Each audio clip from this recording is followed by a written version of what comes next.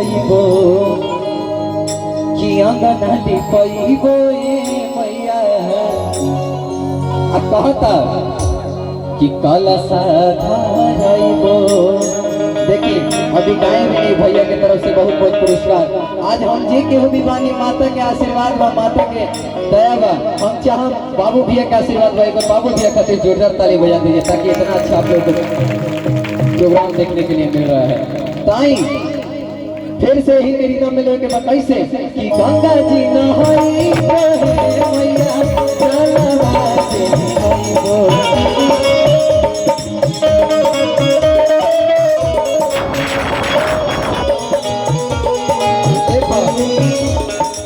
ऐसे कर्म न करने से अच्छा ना हो।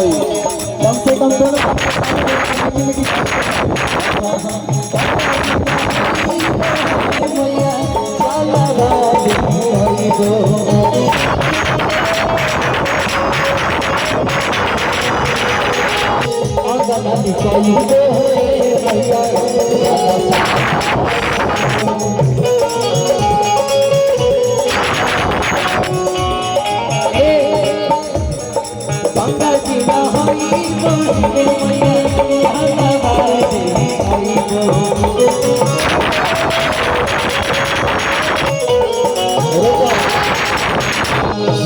देखो अच्छा लगा था, थोड़ा सा मजा नहीं आ रहा है। देखो संगीत के साथ साथ डांस नहीं हो तो अच्छा नहीं लगता है।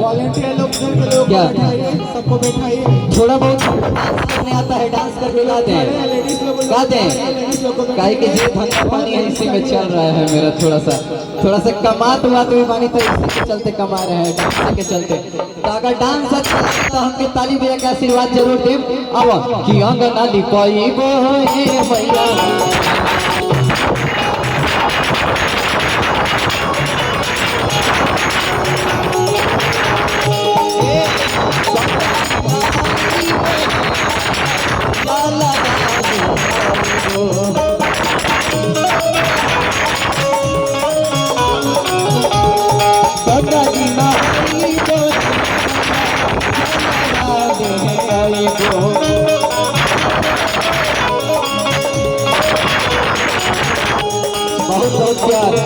देखो ये गाना गाने में और अच्छा लगेगा जब पीछे से ताली बजेगा। देखो रोको ताली एक बार प्रेम से बोली शेरा वाली मैया की। देखिए माँ नहीं सकते तो ये मत सोचा, माता के दरबार में जो किया सर हम उसके फूट गए करम। अब तालियां बजाने में कंजूसी कीजिएगा, आजकल तो डिजिटल जमाना हो गया है, वीडियो निकाल के आदमी रास्ता में हेलो हाय कैसे हैं आप लोग करते रहते हैं। तो देखो माता के दरबार में जो किया सर हम उसके फूटे करम और अच्छे से ताली बजा के अंगना लिपाइबो मैया कलशा धरबो।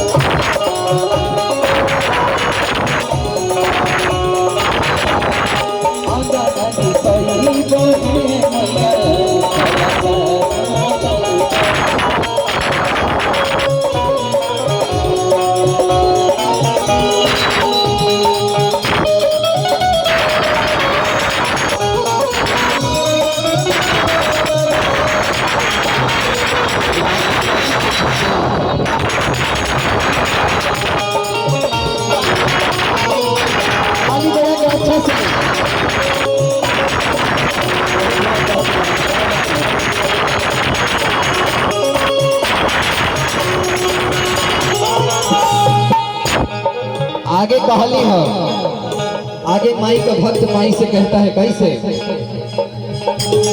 कहता है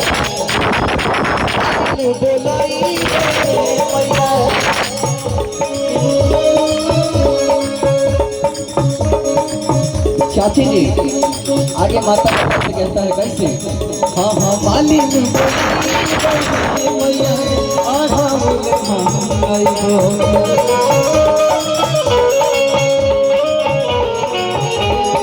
रोका था नहीं,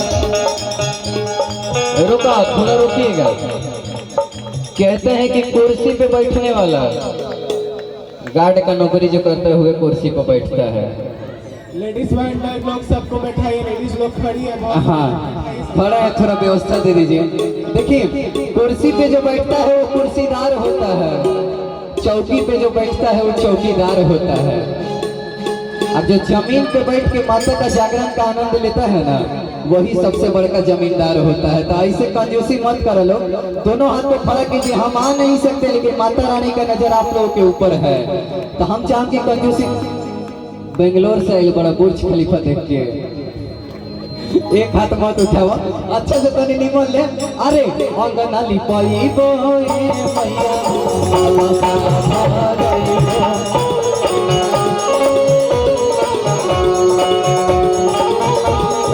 मैया बोलाई बोहे मैया